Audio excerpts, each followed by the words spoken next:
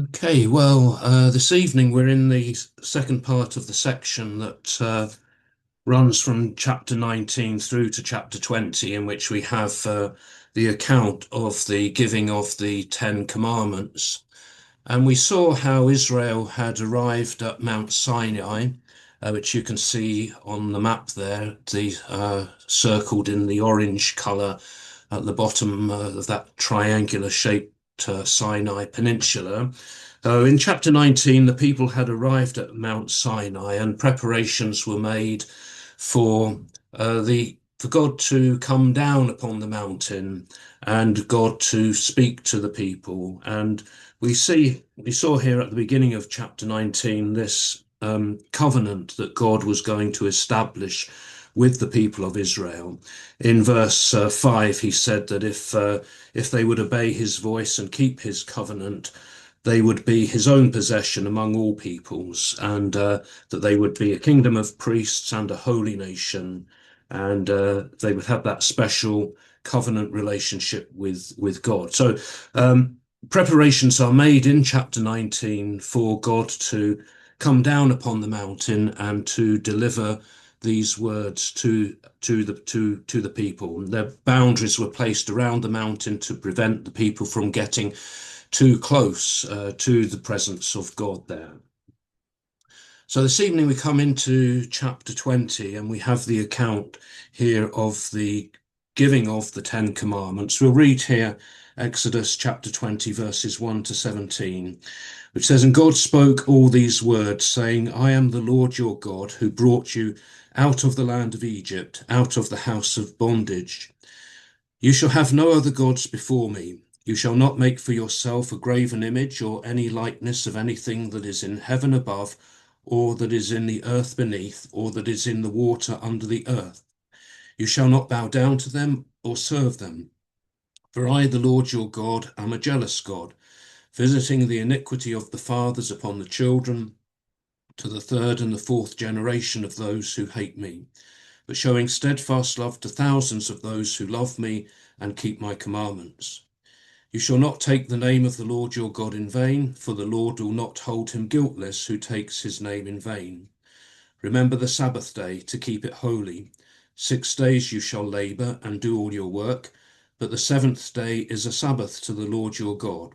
In it you shall not do any work, you or your son or your daughter, your manservant or your maidservant, or your cattle, or the sojourner who is within your gates. For in 6 days the Lord made heaven and earth, the sea and all that is in them, and rested the seventh day. Therefore the Lord blessed the Sabbath day and hallowed it. Honor your father and your mother, that your days may be long in the land which the Lord your God gives you. You shall not kill, you shall not commit adultery, you shall not steal, you shall not bear false witness against your neighbor. You shall not covet your neighbor's house. You shall not covet your neighbor's wife, or his manservant, or his maidservant, or his ox, or his ass, or anything that is your neighbor's." So this is the passage that we often refer to as the Ten Commandments, although in the passage itself here, they're not referred to as the Ten Commandments. We do get that term later on in Exodus chapter 34 and verse 28. And it could actually literally be translated as the 10 words. We refer to them as the 10 commandments, but a more literal translation would be the 10 words. Exodus 34 verse 28 says, "And he was there with the Lord." The he there is referring to Moses. "And Moses, was there with the Lord 40 days and 40 nights. He neither ate bread nor drank water, and he wrote upon the tables the words of the covenant, the 10 commandments, or the 10 words."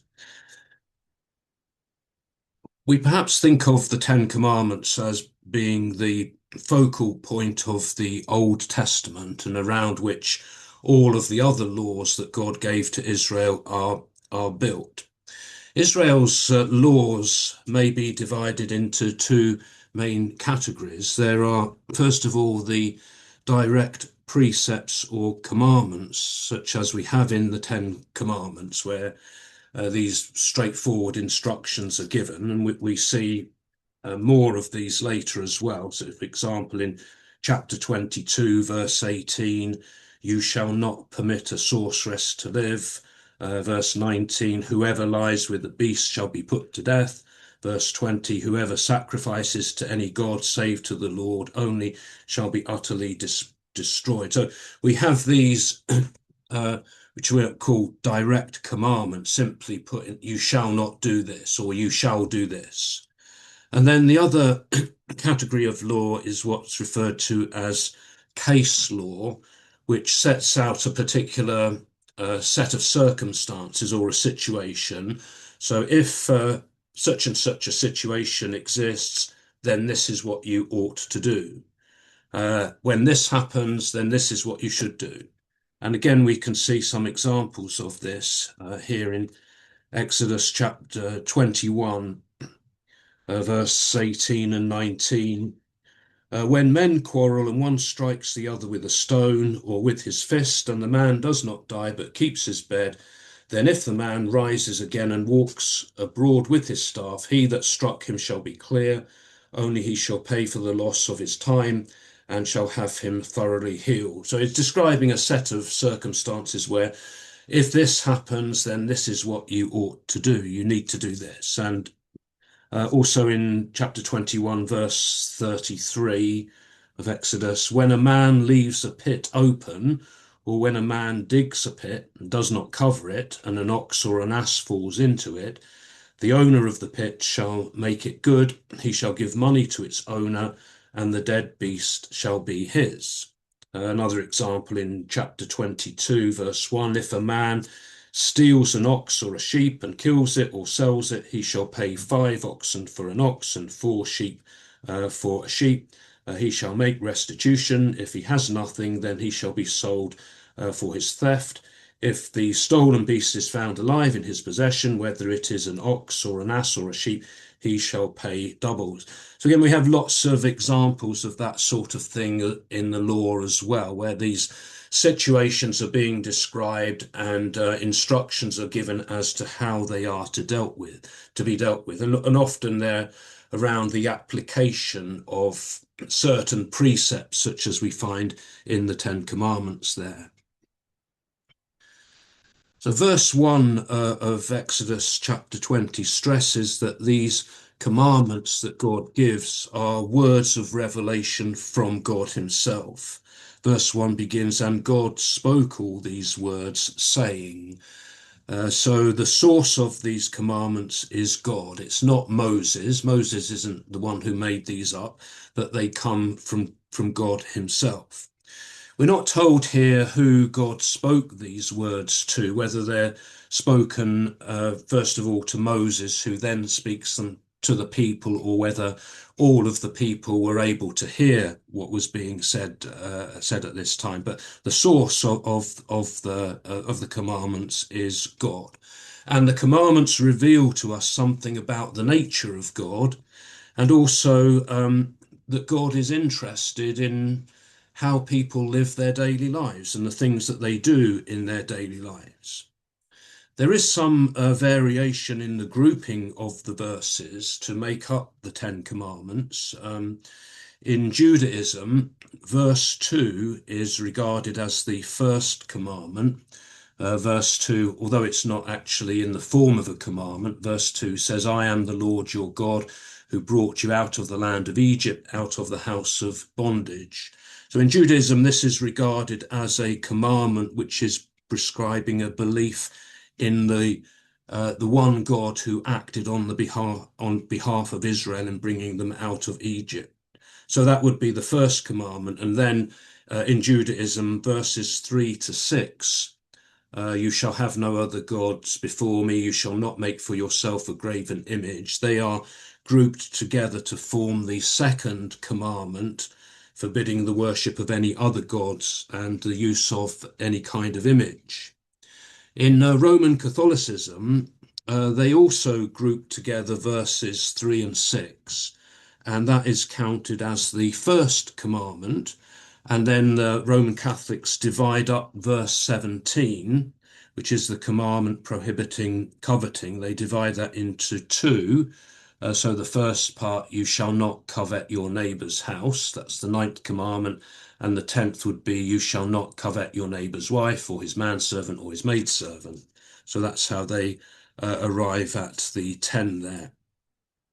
The earlier Jewish view that mentioned by from the time of Josephus and Philo, which is around the end of the first century AD, and the view that most Protestants take is that verse 2 is not the first commandment. Verse 2 is a sort of introduction or preface to the commandments. I am the Lord your God who brought you out of the land of Egypt, out of the house of bondage. So that's an introductory statement. And then verse 3 is the first commandment. You shall have no other gods before me. And then verse 4 to 6 is the second commandment. You shall not make for yourself a graven image. So some variation in the way that they are numbered there, but obviously they're all included. None of the commandments are left out. It's just the way that different groups have numbered them that there is some difference in that. So what verse 2 here shows is that God is living and God is active in Israel's history. I am the Lord your God who brought you out of the land of Egypt, out of the house of bondage. So the Lord, or Yahweh, is the name that's used here. God identifies himself using that name. I am the Lord your God. And showing that God's activity on behalf of Israel.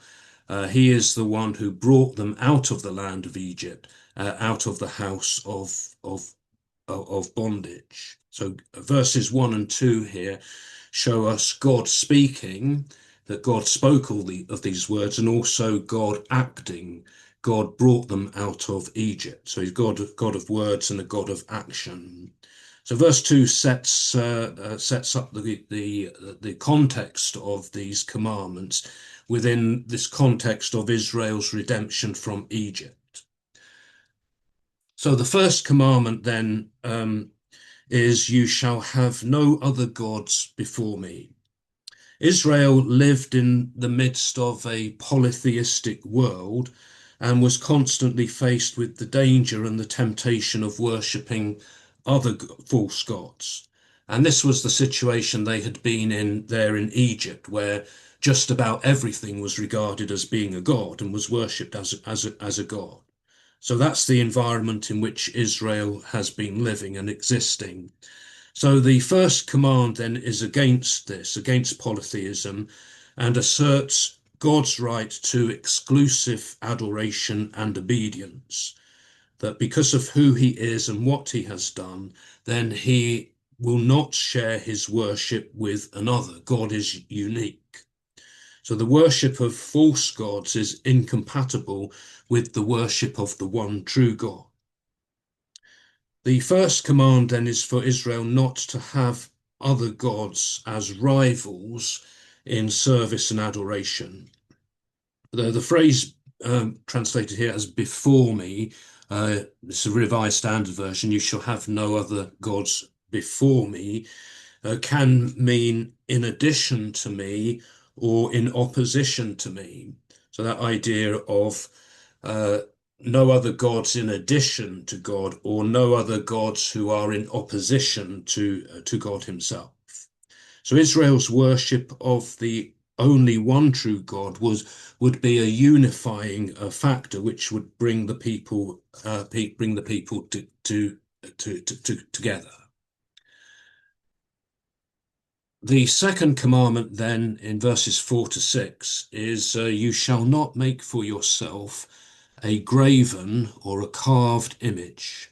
So the second commandment, following on from that first one, prohibits the making of any kind of idol or image of things that are found in heaven or on earth or in the sea, anything created.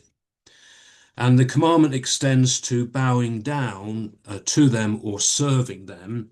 In verse 5, you shall not bow down to them or serve them. And this condemnation of images includes would include the making of images of God, God himself as the true God, trying to represent God in some sort of image. The problem in making images of God or trying to make an image of God is that it restricts God, and God cannot be fully represented in any kind of image. And to picture God in some other form, as a human form, perhaps would be to put upon him human characteristics and human weaknesses.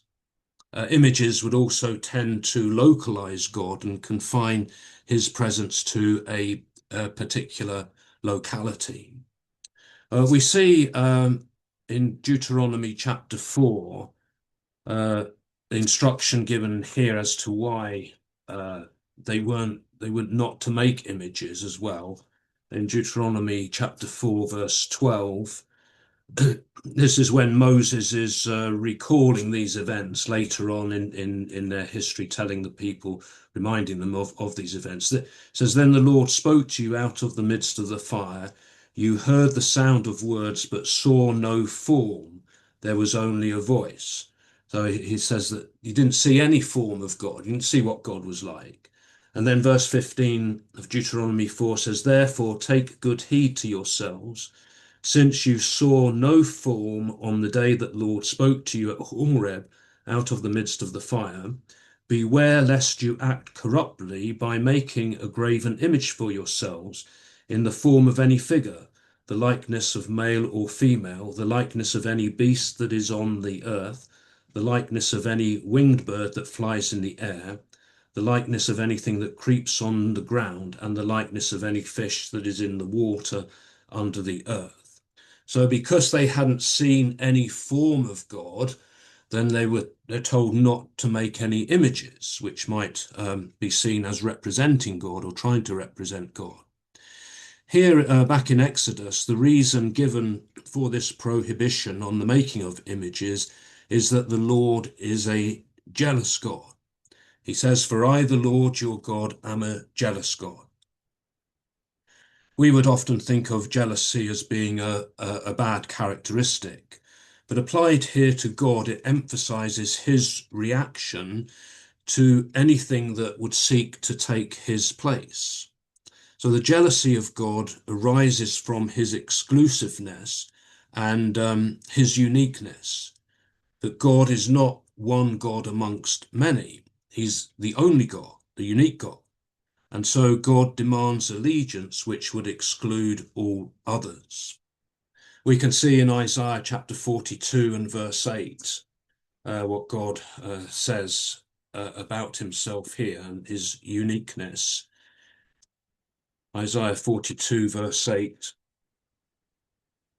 He says, "I am the Lord, that is my name. My glory I give to no other, nor my praise to graven images." So he alone, the Lord, he alone is God. "That's my name. My glory I give to no other, nor my praise to graven images." And then also in Isaiah 48 verse 11, for my own sake I do it, for how should my name be profaned? My glory I will not give to another. So God does not share his glory with anyone else. The consequences of obedience or disobedience to this command are stated here: visiting the iniquity of the fathers upon the children to the third and the fourth generation of those who hate me, but showing steadfast love to thousands of those who love me and keep my commandments. To the third and fourth generation here denotes continuity rather than a specific period of time, that future generations would suffer the consequences of the sins of earlier generations. It doesn't mean that future generations are held accountable or guilty for the sins of past generations, but they do sometimes suffer the consequences of sins of the past. And we can see this in Leviticus chapter 26 and verse 39, which says, "And those of you that are left shall pine away in your enemies' lands because of their iniquity, and also because of the iniquities of their fathers, they shall pine away like them. So here they're held to account for their own sins, but also they suffer the consequences of the iniquities of their fathers as well. But in contrast, uh, to those who do love God and who do keep his commandments, he says that he will show his steadfast love to thousands. So that the contrast there is drawn that God's um, mercy and his steadfast love is shown to the thousands of those who are willing to keep his commandments. And then the third commandment now in verse 7 is, you shall not take the name of the Lord, Yahweh, your God, in vain. So this commandment prohibited the misuse of the name of God, the name of the Lord, either through false swearing, that's misusing God's name when taking an oath.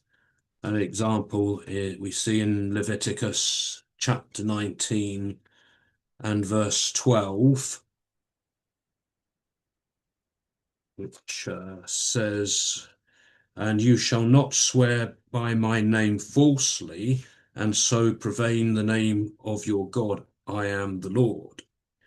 So to take the Lord's name falsely in swearing of an oath. Or it could also cover the irreverent use of the Lord's name, as people do so often today when they use God's name or the name of Jesus Christ in that irreverent way. The law itself allowed for the use of God's name in the swearing of oaths.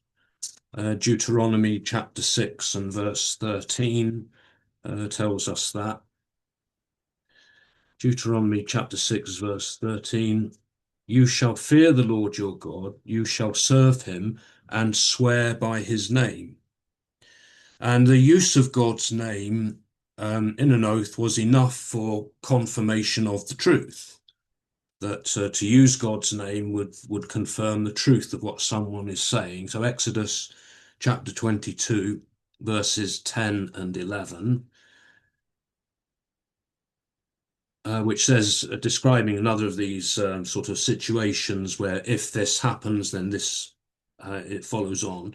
If a man delivers to his neighbor an ass or an ox or a sheep or any beast to keep, and it dies or is hurt or is driven away without anyone seeing it, an oath by the Lord shall be between them both to see whether he has put his hand to his neighbor's property, and the owner shall accept the oath, and he shall not make restitution.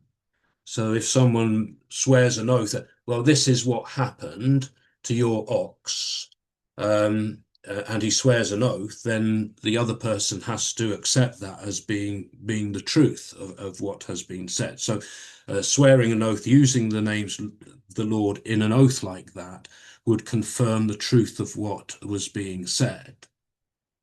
But those who swear an oath and use the Lord's name and then they're really lying, telling a lie, that would be taking the name of the Lord in vain, and they would not be held guiltless, so they would be punished for that. When we come into the New Testament, we see Jesus in the Sermon on the Mount telling us that we shouldn't really need to swear any oath at all, that simply our word should be reliable. So Matthew chapter 5, verse 33, in Sermon on the Mount, Jesus says, again, you have heard that it was said to the men of old, you shall not swear falsely, but shall perform to the Lord what you have sworn. But I say to you, do not swear at all, either by heaven, for it is the throne of God, or by the earth, for it is his footstool, or by Jerusalem, for it is the city of the great king. And do not swear by your head, for you cannot make one hair white or black. Let what you say be simply yes or no. Anything more than this comes from evil. So Jesus is saying, well, our word itself should be reliable. We should speak the truth. we shouldn't have to involve God in the swearing of an oath, but our word should be trustworthy itself. Then the fourth commandment, verses 8 to 11, concerns the Sabbath. Remember the Sabbath day to keep it holy. The Israelites have already been observing a Sabbath day in connection with the manna. As we saw back in chapter 16, they were not allowed to gather manna on the Sabbath day. The previous day they would be supplied double the quantity so that they wouldn't have to go and collect the manna on the Sabbath day. So the Sabbath day would be kept holy or separate by refraining from work on that day. And the basis of this is found in the creation week, in which God made the heaven and earth and sea and all that is in them in 6 days, and rested on the seventh day. So that's in Genesis chapter 2, verses 1 to 3. Thus the heavens and the earth were finished, and all the host of them. And on the seventh day God finished his work which he had done, and he rested on the seventh day from all his work which he had done. So God blessed the seventh day and hallowed it, because on it God rested from all his work which he had done in creation. So God's action then provides the model or the basis for Israel's observance of a Sabbath day, a day when they would not work. In Deuteronomy, in the account in Deuteronomy chapter 5, which is Moses re-giving the Ten Commandments here, another reason is given for keeping the Sabbath in Deuteronomy chapter 5 and verse 15. And here it's, you shall remember that you were a servant in the land of Egypt, and the Lord your God brought you out thence with a mighty hand and an outstretched arm. Therefore the Lord your God commanded you to keep the Sabbath day. So in that case, it's about remembering what they had been through in Egypt, that they had been slaves in Egypt. So the Sabbath was observed as a day of rest in remembrance of that. Some of the things that were prohibited on the Sabbath included, as you mentioned already, the gathering of the manna, also the lighting of a fire, as we see in Exodus chapter 35, verse 3, the gathering of sticks to be used perhaps for lighting a fire, as well mentioned in Numbers chapter 15. Later on in Israel's history, though, the Sabbath was abused and people were working on the Sabbath and they were carrying burdens, and Jeremiah speaks of that in Jeremiah chapter 17 and also in Nehemiah chapter 13 as well, where the Israelites were breaking the Sabbath by trading on the Sabbath and carrying burdens on the Sabbath as well. But by New Testament times, things had gone to the other extreme, and the Pharisees in particular had imposed severe restrictions about what could be done on the Sabbath, which really went beyond the original intention of the law, and it became a source of conflict between Jesus and the Pharisees, as we see in Matthew chapter 12, the beginning of the chapter here. Matthew chapter 12 from verse 1 says, at that time Jesus went through the grain fields on the Sabbath. His disciples were hungry and they began to pluck heads of grain and to eat. But when the Pharisees saw it, they said to him, look, your disciples are doing what is not lawful to do on the Sabbath. He said to them, have you not read what David did when he was hungry, and those who were with him, how he entered the house of God and ate the bread of the presence, which was not lawful for him to eat, nor for those who were with him, but only for the priests? Or have you not read in the law how on the Sabbath the priests in the temple profane the Sabbath and are guiltless? I tell you, something greater than the temple is here. And if you had known what this means, I desire mercy and not sacrifice, you would not have condemned the guiltless, for the Son of Man is Lord of the Sabbath. So the Pharisees had developed this system of these restrictions on activities on the Sabbath. But Jesus shows that the Sabbath is really for the benefit of man, and not to have these severe restrictions around it, which the Pharisees had imposed. And this commandment to remember the Sabbath applied to everyone in the community, including the servants, the sojourner, the one traveling through, and the cattle as well. It was to be a day off for the cattle, that they would have a day of rest as well. And a blessing was promised for those who took delight in observing the Sabbath. The fifth commandment in verse 12 then is to honor your father and your mother. The first four commandments here really covered man's relationship with God, dealt with God and the relationship that man had with God.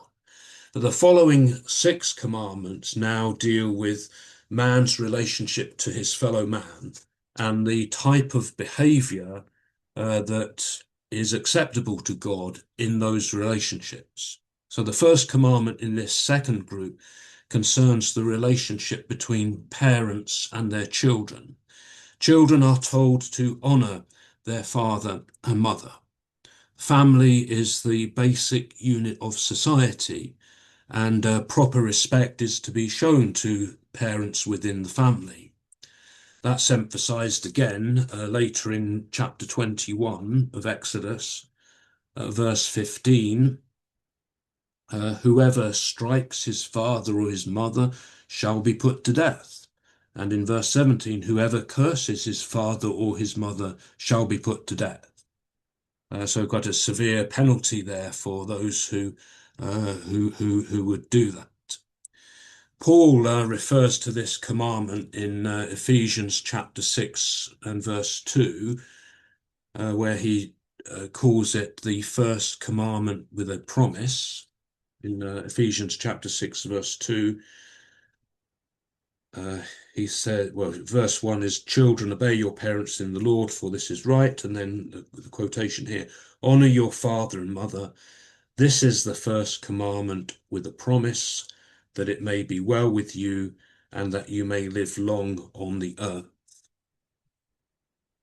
The promise there is that your days may be long in the land which the Lord your God gives you. That could be a promise of a long life in the land, or the promise of security in the land. Jesus also refers to this commandment to honor father and mother, again, in a discussion with the Pharisees, to show how they had neglected this commandment in order to keep their traditions. This is in Matthew chapter 15, verses 3 to 6.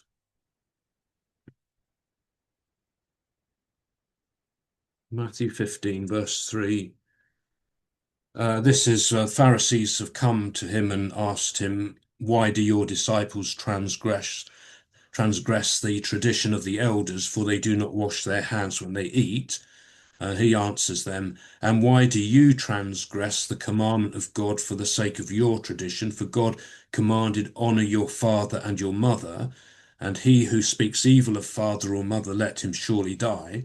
But you say, if anyone tells his father or his mother, what you would have gained from me is given to God, he need not honor his father. So for the sake of your tradition, you have made void the word of God. Jesus accuses them of hypocrisy in doing that they found this loophole, which meant that they didn't have to help to support their aged parents, that they could get around that. So the sixth commandment now in verse 13 is you shall not kill. That's how the Revised Standard Version translates this. The Hebrew word translated as kill is more accurately translated as murder, and that's how it's translated in the New International Version, the English Standard Version, you shall not murder. The word is used of violent killing of another person. Later, the law distinguishes between premeditated and accidental killing, just as in our own law we have murder and we have manslaughter. Similar thing here, Exodus chapter 21, verse 12 says, "Whoever strikes a man so that he dies shall be put to death. But if he did not lie in wait for him, but God let him fall into his hand, then I will appoint for you a place to which he may flee. But if a man willfully attacks another to kill him treacherously, you shall take him from my altar that he may die." So the difference between willfully killing someone and perhaps killing someone unintentionally or by an accident of some kind. So the sixth commandment here doesn't rule out the death penalty, as we've seen and read already. A death penalty existed for many crimes that are mentioned here. However, the general commandment here not to murder, would really emphasize the value of human life, that human life shouldn't be taken in that way, that human life is important and valuable. And again, Jesus had something to say about this as well, and Jesus gives a new emphasis to the commandment in Matthew chapter 5. Verse 21, and again from the Sermon on the Mount, where Jesus is really reinterpreting a lot of these laws. Matthew 5, verse 21, "You have heard that it was said to the men of old, you shall not kill, and whoever kills shall be liable to judgment. But I say to you that everyone who is angry with his brother shall be liable to judgment. Whoever insults his brother shall be liable to the council. Whoever says you fool shall be liable to the hell of fire." So Jesus was concerned about not simply the physical action of killing someone, murdering someone, but about attitudes, getting angry with someone, that sort of attitude which Jesus was concerned about.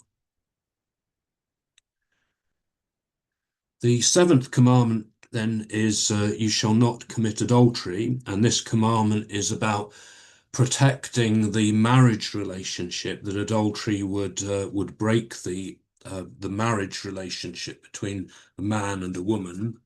And again from Leviticus chapter 20 and verse 10, we learn that adultery was punishable by death. Leviticus 20 verse 10 says, "If a man commits adultery with the wife of his neighbor, both the adulterer and the adulteress shall be put to death."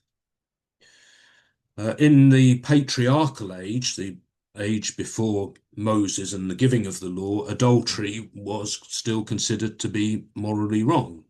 So it was understood that it was wrong to take another man's wife. You see examples of that in the case of Abraham when he went down to Egypt and he lied to say that Sarah was his sister rather than his wife.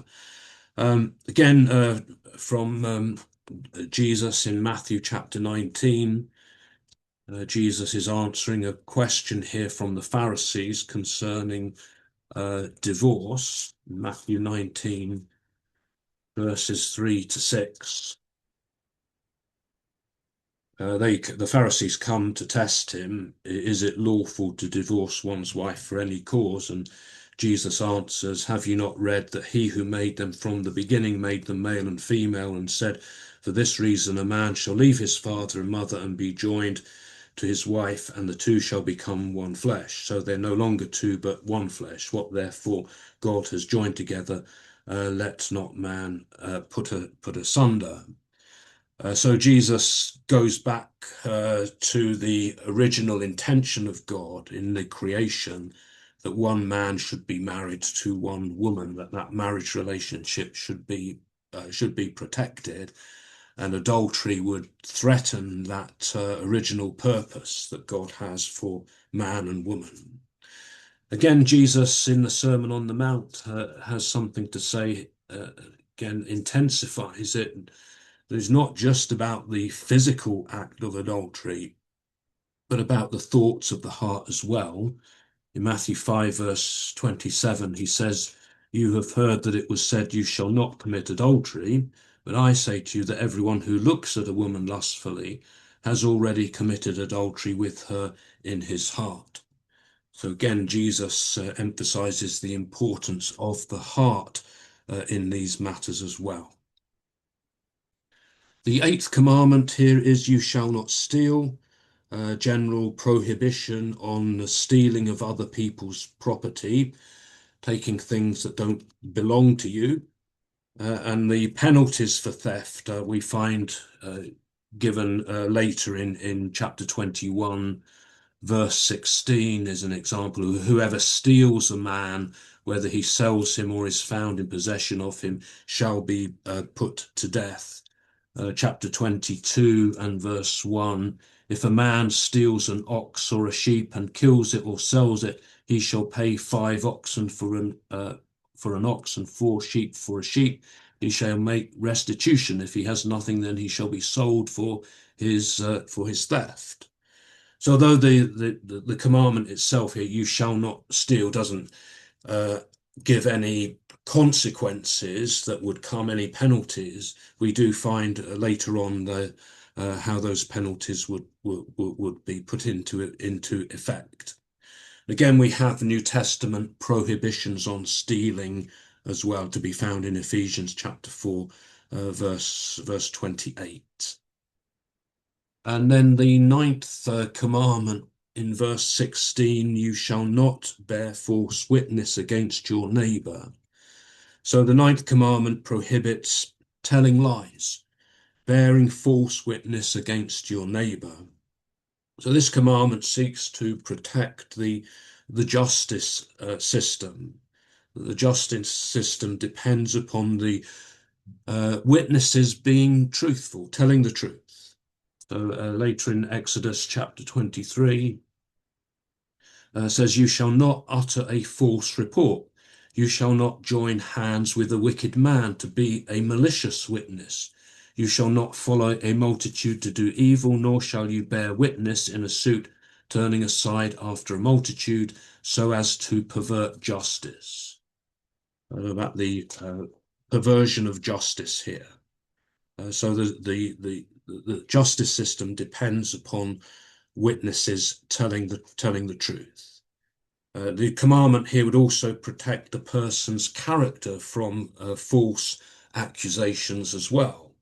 You know how false accusations can destroy a person's character and their integrity, and this is designed to prevent that. And then the 10th commandment here is, "You shall not covet."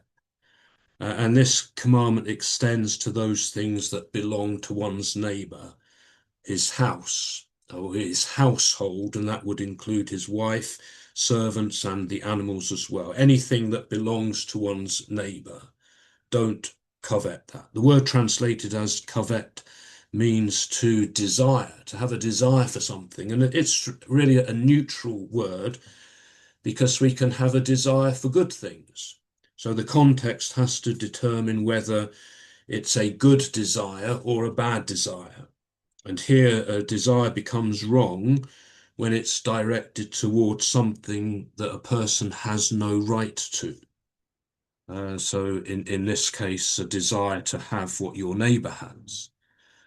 So that sort of desire to gain another person's property shows a lack of contentment with what God has given us and a lack of trust in God's ability to provide for us.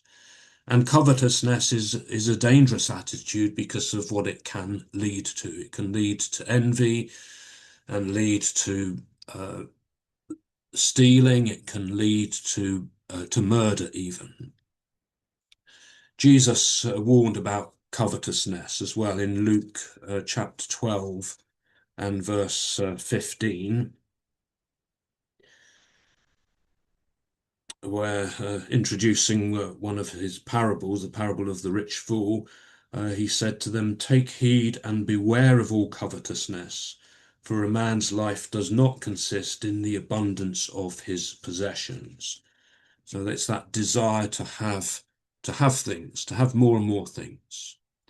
And in Colossians chapter 3 and verse 5, Paul lists covetousness as one of the earthly things that is to be put to death when a person becomes a Christian. And Paul defines covetousness as idolatry. It seems something that Paul himself struggled with as well in Romans chapter 7, verses 7 and 8.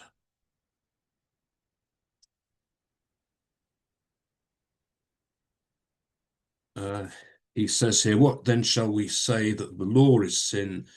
By no means, yet if it had not been for the law, I should not have known sin. I should not have known what it is to covet if the law had not said, you shall not covet. But sin, finding opportunity in the commandment, wrought in me all kinds of covetousness. Apart from the law, sin lies dead." So perhaps there's a implied point there that Paul maybe struggled with that himself. All of these commandments, that these 10 commandments that God gives here, are summed up.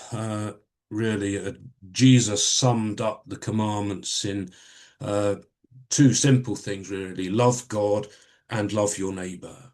And Paul, as well, in Romans chapter 13, verses 8 to 10, makes reference to some of these commandments when he says, "Owe no one anything except to love one another, for he who loves his neighbor has fulfilled the law.